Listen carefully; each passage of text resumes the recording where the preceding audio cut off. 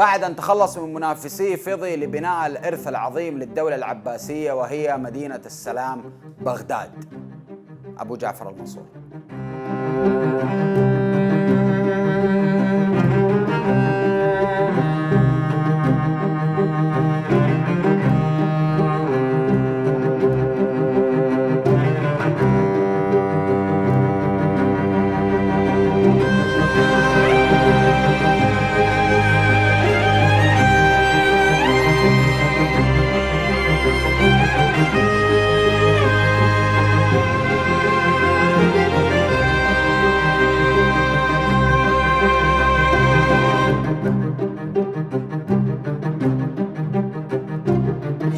لا تنسوا تشتركوا في القناة وتفعلوا زر التنبيهات عشان بيعني لنا الكثير. وبنذكر انه هذه الحلقة برعاية بيتزا هات جدة، واللي بيقدم لنا جائزة بلاي ستيشن 5 على سؤال مقدم نهاية الحلقة في اكاونت نايف بيدي في انستغرام.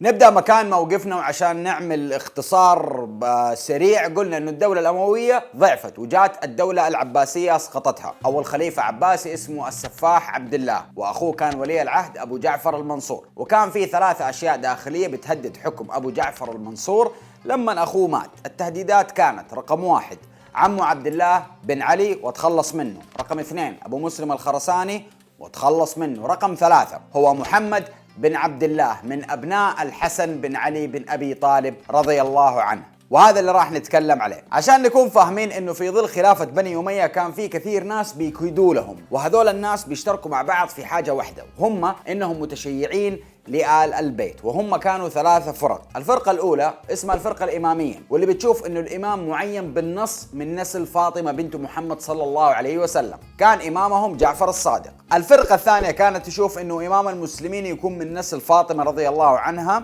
إلا انه معين بالوصف مو بالاسم، واسمهم الزيدية. والزيدية فرقة تخرج مع الذي يدعي انه من نسل فاطمة رضي الله عنها، بالإضافة أنه تتصف فيه الصفات اللي لازم تكون في الإمام زي العلم، الشجاعة والورع، وكان إمامهم زيد بن علي. الفرقة الثالثة بتقول أنه إمام المسلمين أهم شيء يكون من آل البيت من غير التقيد بأنه يكون من نسل فاطمة رضي الله عنها، وهم العباسيين.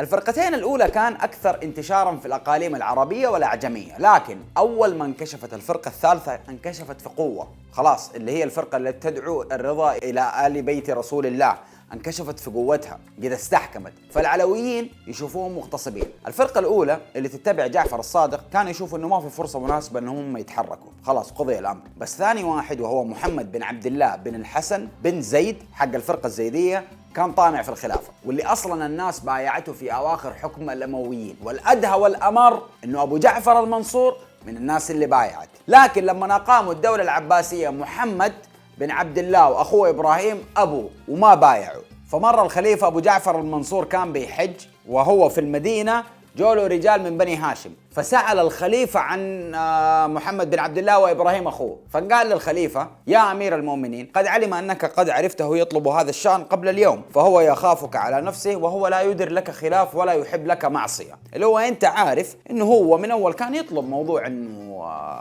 يبقى يكون خليفة. أبو جعفر المنصور صار مقلق وحب يعني إلا خلاص طنت في راسه أنه يوصل لهم، فحج سنة 140 للهجرة، وكان يحاول يجيب معلومات من أبو محمد بن عبد الله وإبراهيم. فعرف أنه الأب بيحاول يراوغ، فقام صادر أمواله وسجنه، وعزل والي المدينة لأنه فشل في مهمة القبض عليهم. ولا عليها بعد كذا واحد اسمه محمد بن خالد القصري، هذاك دفع اللي ورا واللي قدامه بس عشان يجيب راس محمد بن عبد الله وأخوه إبراهيم، بس ما عرف فعزلوا المنصور. فجاء المستشارين عند أبو جعفر المنصور وقالوا له: ليش ما تولي واحد من آل الزبير؟ كده أصلا في عداوة بينهم، وقصة إن شاء الله يوم من الأيام راح نشرحها إن أنسى الله في العمر. هنا المنصور قال: أعاهد الله أن لا أثأر من أهل بيتي بعدوي وعدوهم، ولكن أبعث لهم صعلوكا من صعاليك العرب. ورسل واحد اسمه رياح المري، ودخل المدينة سنة 144. أول شيء سواه مسك خالد القصري اللي كان والي قبله، عذبه هو والكاتب حقه وبهدل الدنيا. ومن الناحية الثانية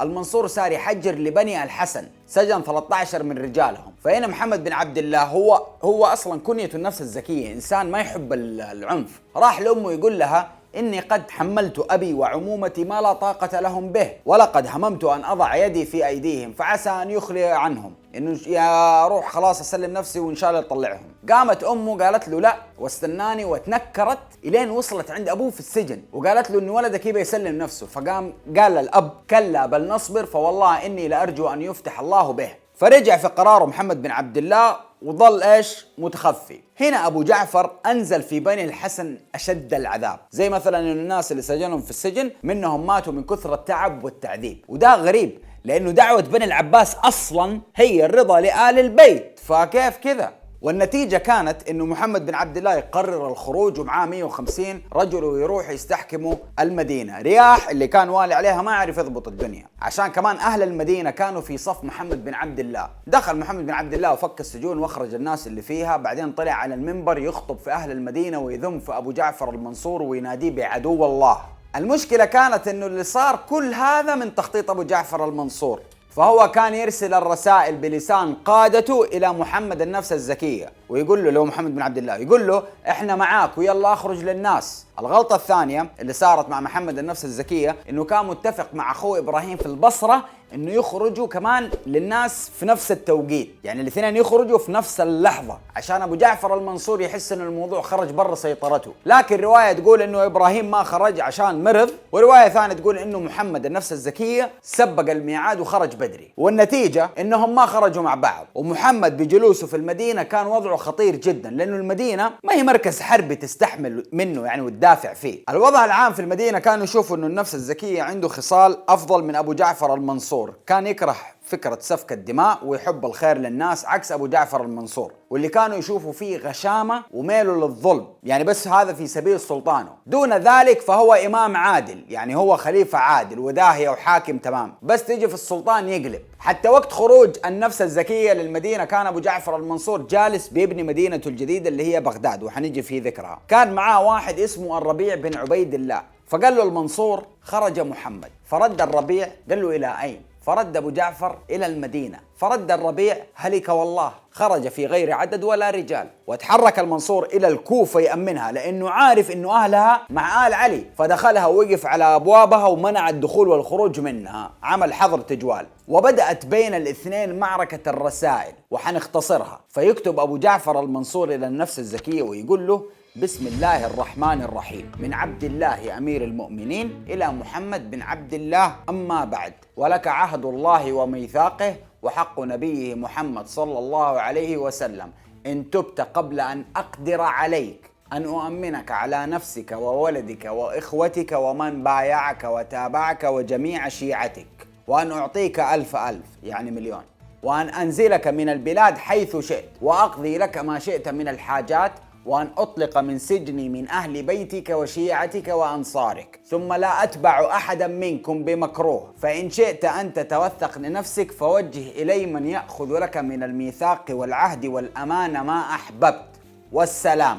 يرد محمد بن عبد الله النفس الزكية بسم الله الرحمن الرحيم، من عبد الله محمد المهدي أمير المؤمنين إلى عبد الله بن محمد، أما بعد، وأنا أعرض عليك من الأمان الذي أعطيتني، وقد تعلم أن الحق حقنا وأنكم طلبتموه بنا ونهضتم فيه بشيعتنا وخطبتموه بفضلنا، ولا يفخر بمثل قديمنا وحديثنا ونسبنا وسببنا، إنا بنو أم رسول الله صلى الله عليه وسلم، فاطمة بنت عمرو في الجاهلية، وبنو ابنته فاطمة في الإسلام دونكم، فأنا أوسط بني هاشم نسبا وخيرهم أما وأبا، لم تلدني العجم ولم تعرف في أمهات الأولاد، وإن الله تبارك وتعالى لم يزل يختار لنا فولدني من النبيين، أفضلهم محمد صلى الله عليه وسلم، ومن أصحابه أقدمهم إسلاما وأوسعهم علما وأكثرهم جهادا، علي بن أبي طالب رضي الله عنه، فأنا ابن خير الأخيار وابن خير الأشرار وابن خير أهل الجنة وابن خير أهل النار، ولك عهد الله إن دخلت بيعتي أن أؤمنك على نفسك وولدك وكل ما أصبته إلا حدا من حدود الله أو حقا لمسلم أو معاهد، فقد علمت ما يلزمك في ذلك، فأنا أوفى لك العهد منك وأحرى لقبول الأمان، فأما أمانك الذي عرضت عليه فأي الأمانات هو؟ أأمان ابن هبيرة أم أمان عمك عبد الله بن علي أم أمان أبو مسلم؟ والسلام. رجع كتب أبو جعفر المنصور، والجدير بالذكر أنه عند الخليفة دائما يكون في كاتب عشان يكتب للخليفة، يعني يقول وراء أو يكتب الديباجة المعروفة. إلا هذه المرة لما جاءت الرسالة من محمد بن عبد الله قال أبو جعفر المنصور لا، بل أنا أجيبه عنها إذا تقارعنا على الأحساب فدعني وإياه. جينا في العوائل والقبيلة أنا أخش معه. ورد أبو جعفر المنصور: أما بعد فقد أتاني كتابك وبلغني كلامك، فإذا جل فخرك بقرابة النساء لتضل به الجفاء والغوغاء، ولم يجعل الله النساء كالعمومة والآباء ولا كالعصبة الأولياء، لأن الله جعل العم أبا وبدأ به في القرآن على الوالد الأدنى. ولقد علمت أن الله تبارك وتعالى بعث محمد صلى الله عليه وسلم وعمومته 4، فأجابه 2 أحدهما أبي، وكفر به 2 أحدهما أبوك. فأما ما ذكرت من النساء وقرابتهن فلأعطين على قرب الأنساب وحق الأحساب، لكان الخير كله لآمنة بنت وهب، ولكن الله يختار لدينه من يشاء من خلقه، ولكنكم بنو ابنته، وإنها لقرابة قريبة، غير أنها لا تجوز الميراث ولا يجوز أن تؤم، فكيف تورث الإمامة من قبلها؟ ولقد علمت أن مآثرنا في الجاهلية سقاية الحجيج الأعظم وولاية زمزم، وكانت للعباس دون إخوته، فنزعنا فيها أبوك إلى عمر فقضى لنا عمر، وتوفي رسول الله صلى الله عليه وسلم وليس من عمومته أحدا حيا إلا العباس، فكان وارثه دون بني عبد المطلب، فاجتمع للعباس أنه أب رسول الله صلى الله عليه وسلم خاتم الأنبياء، وبنوه القادة الخلفاء. التويست ماني فاهم، هو يعني كل واحد دحين بيجيب حجته الشرعية. كلام حق أبو جعفر المنصور والنفس الزكية، الاثنين كان فيهم بلاغة جدا قوية، بس أبو جعفر المنصور إيش الدهاء هذا اللي عنده في الخطاب؟ دهاء. والشرح هذا الرسائل أنا اختصرتها، لو حابين تدخلوا حتشوفوا، يعني أنا قلت رسالة أولى وثانية، لا هي فيها رسائل أخذ وعطى لليل. فقط اكتبوا حوار النفس الزكية مع أبو جعفر المنصور وشوف الملحمة اللي كانت موجودة. فالمنصور كان قلقان من خراسان لا يقلبوا عليه، لأنه يعني قتل لهم أبو مسلم وهم من شيعة علي، فوكل عيسى بن موسى أنهم يتحرك لهم للمدينة. بدأ يرسل رسائل إلى كم رجل من أهل المدينة، فتفرقوا من حوالين محمد النفس الزكية، ونزل عيسى على المدينة سنة 145. دارت الحرب بينهم، والنفس الزكية كان رجل في غاية الشجاعة، ولكن يعني كفة أبو جعفر المنصور كانت والعباسيين كانت أقوى يعني، وغلبت وقطعوا رأس النفس الزكية، وتم إرسال الرأس إلى أبو جعفر المنصور. باقي دحين أخوه إبراهيم اللي دخل للبصرة، والمفروض اللي كان إيش يطلعوا مع بعض، فصار يدعو لأخوه عند الناس، بس ما كان يعرف، يعني ما كان جايه خبر أن أخوه مات. فاستشار أبو جعفر واحد اسمه حنظل البهراني، وقال له حصن البصرة، لأنه محمد ظهر في المدينة وليسوا أهل حرب بحسبهم أن يقيموا بشأن أنفسهم، وأهل الكوفة تحت قدمك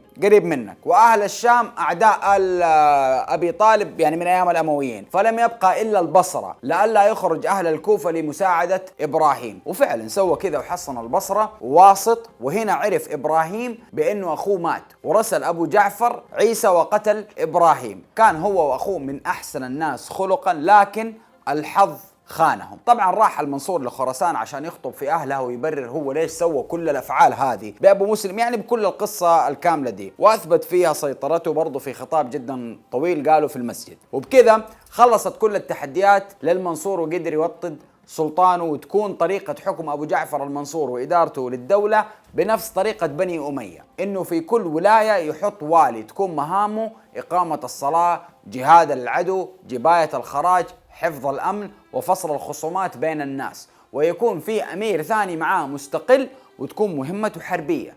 وكان يعين الخليفة قاضي للولاية ويرسل تقاريره للخليفة مباشرة، ما في أحد يجي فوق القاضي. وطبيعي إنك تلاقي ولا يعني يعددوا في ولاياتهم، تلاقي الوالي يمكن يكون كمان ماسك ولايتين في نفس الوقت، لكن الأمور هذه كلها ترجع للخليفة مباشرة. والمهام يعني الأركان حقة الحكم بالنسبة لأبو جعفر المنصور كان أول شيء الوزير. طبعا مصطلح الوزارة جاء من عند العباسيين على يد أحد نقبائه اسمه أبو سلمة الخلال، شيخ دعوتهم في الكوفة، وكان أول وزير. المنصب الثاني هو الحاجب، وهو منصب ضخم جدا، ما حد يقدر يشوف الخليفة إلا لما هو يوافق. وظيفة الحاجب جاءت من عند بنو أمية، وسبب إنشاء هذه الوظيفة هو خوفهم بعد اللي صار من حوادث اغتيال الصحابة، خصوصا الخوارج لما خرجوا وقتلوا علي بن أبي طالب رضي الله عنه، وكمان يعني في محاولة اختيار لعمرو بن العاص ومعاوية بن أبي سفيان رضوان الله عليهم. فمن هناك جابوا الفكرة دي. الوظيفة الثالثة الكاتب، واللي يتولى الكتابة. الرابعة صاحب الشرطة، واللي وظيفته يحافظ على الأمن.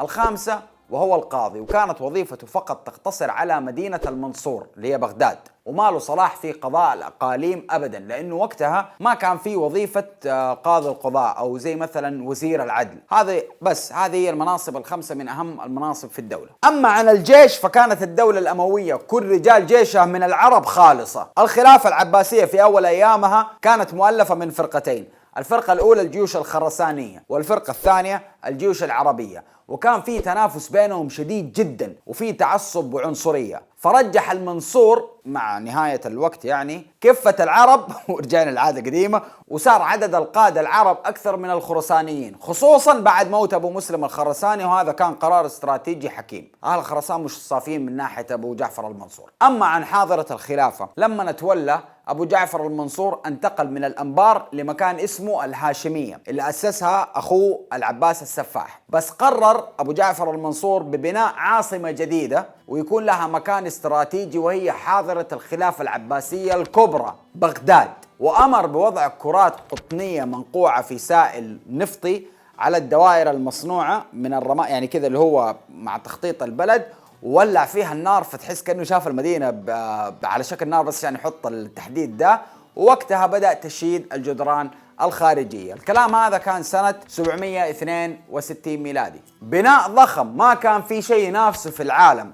بغداد المدينة الدائرية، المدينة اللي جمعت نهر دجلة والفرات مع بعض، والمدينة اللي كانت بمثابة أمازون جيف بيزوس من غير إنترنت بالنسبة للتجار من كل مكان في العالم. وزي ما قال المؤرخ العربي أحمد اليعقوبي واللي كان معاصر لعملية البناء، قال موقع بغداد التجاري على ضفاف نهر دجلة وبالقرب من نهر الفرات أعطى المدينة فرصة لتكون نقطة تقاطع كونية، وتم بنائها على نهر دجلة وقريب من نهر الفرات، يعني قرب عند أقرب منطقتين تربط الاثنين مع بعض. بعدين حفر بينهم قناة اسمها قناة سورات وربطهم في بعض، فخلى جزء من المدينة يشبه كأنك في مدينة البندقية. يعني كان المراكب جوا بغداد عادي بتعدي كده، وفي الأخشاب بحبل اللي هو الناس يبدأوا يمشوا فيها، كانت موجودة هذه في بغداد. وكان الكونسبت حق المدينة يمثل فكرة الجنة على الأرض، زي ما كان يقول أقليدس في اليونان على أنه الشكل الدائري شكل مثالي. وللمنصور من إقليدس حب الشكل الدائري وحب أفكاره أصلا. الجدير بالذكر أنه أبو جعفر المنصور هو اللي رسم تخطيط المدينة، يعني هو اللي صمم المدينة. وللمدينة 4 بوابات محطوطة بشكل مثالي بحيث كل بابين يقابلوا بعض. وزي ما قال الخطيب البغدادي أنه العمال استخدموا 162 ألف حجرة لبناء الثلث الأول من الحوائط حقت بغداد، بعدين 150 ألف للربع الثاني، و140 ألف لبناء الجزء المتبقي على الحائط الخارجي، وكانت على ارتفاع 25 متر. وفوق اتبنت أسوار بمنصات، واتحفر خندق عميق جدا حول المحيط الخارجي للجدار.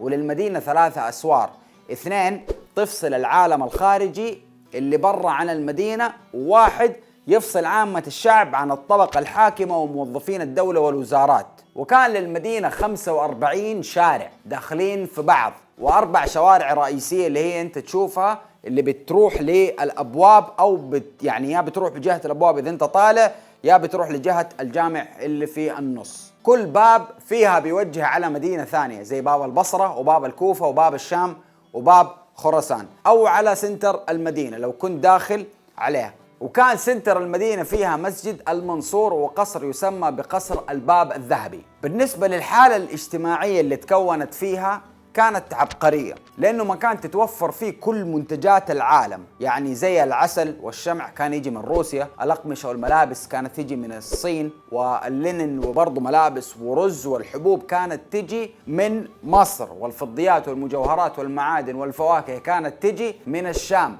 كل ده في نقطة واحدة دائرية. طبعا الاختلاف هذا صنع حراك ثقافي، فلما يلتقوا التجار والشعوب تتخلق مناظرات والبحث في العلوم المختلفة.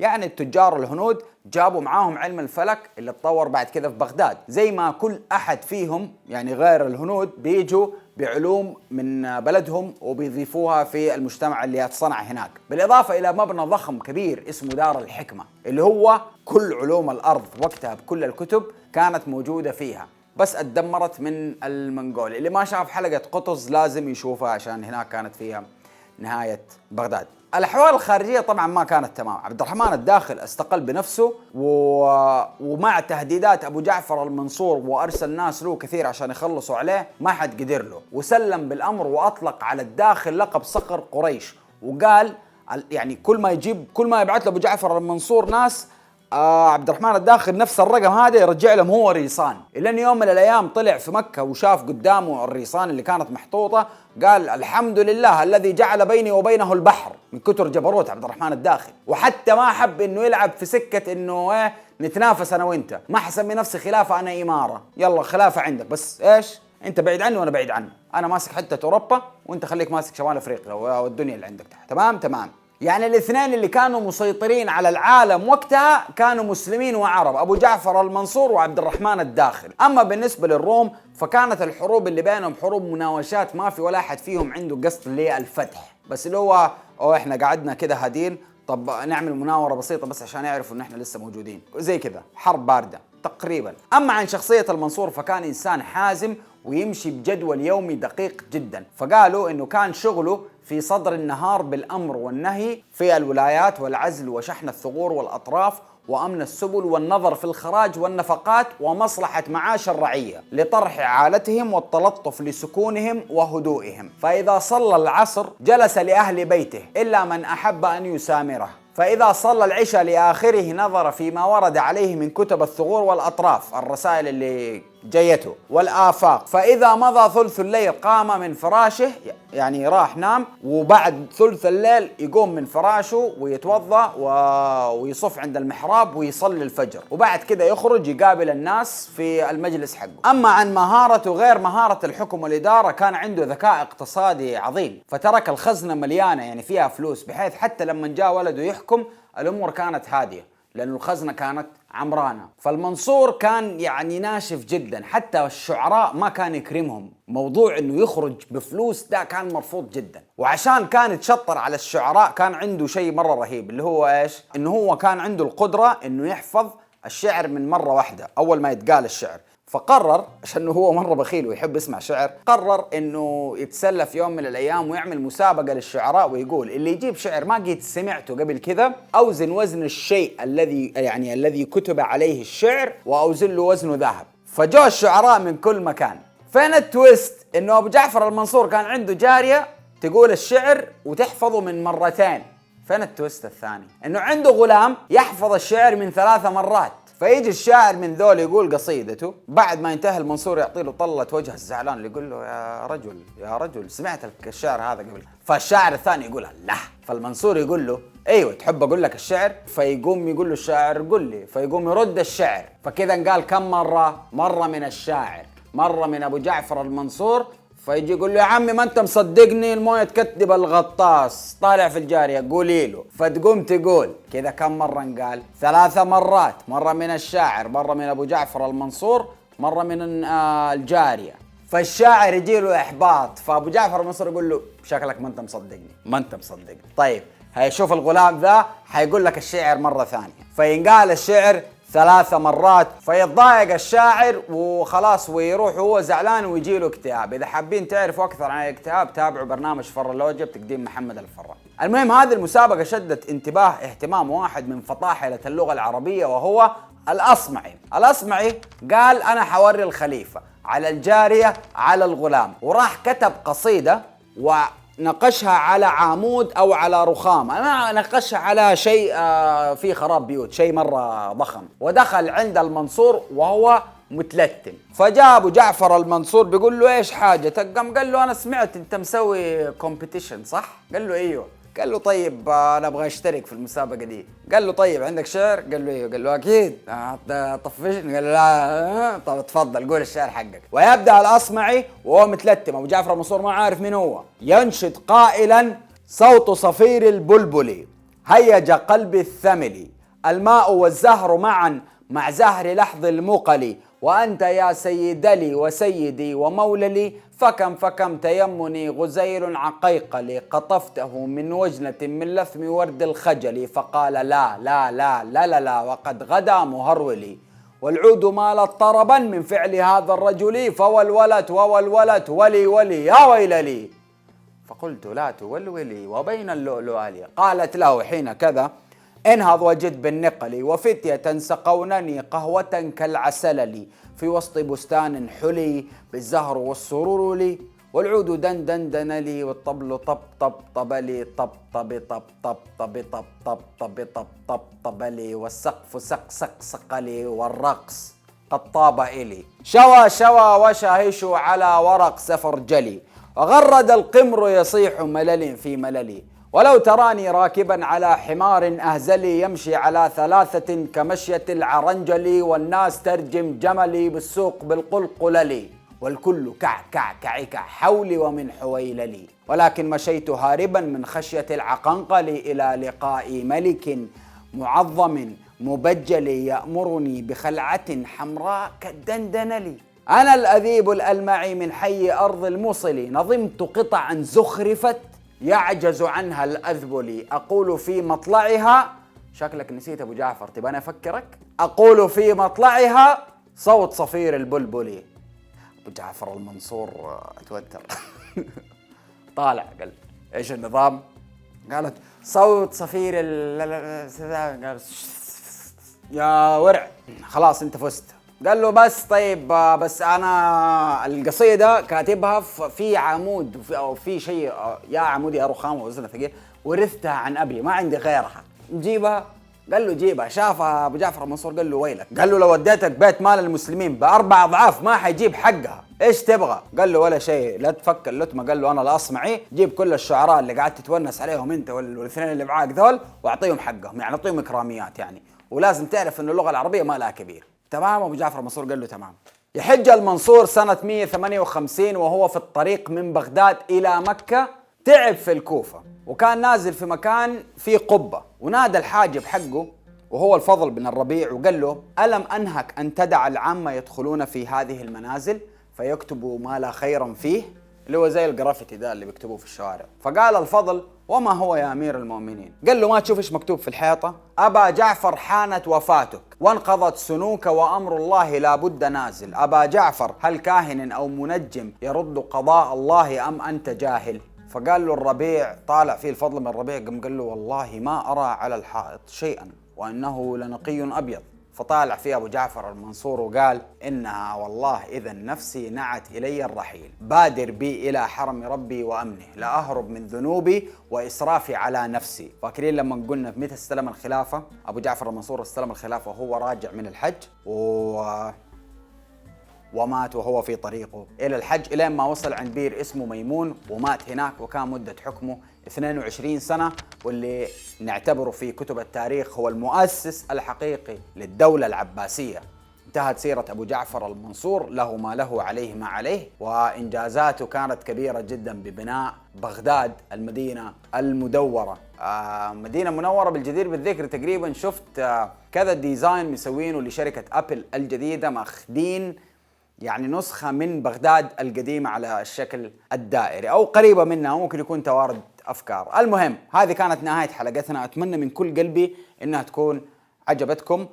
لكن قبل ما نقفل الحلقة نروح إلى فقرة الجائزة المقدمة من بيتزا هات جدة بلاي ستيشن 5، والفائز هو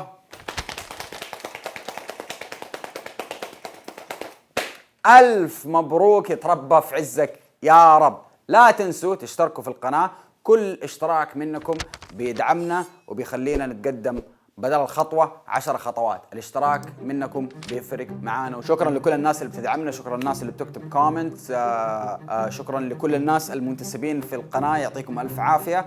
وإن شاء الله نشوفكم حلقة جديدة بإذن الله الأسبوع الجاي. لا تنسوا شير لايك سبسكرايب. نشوفكم على خير.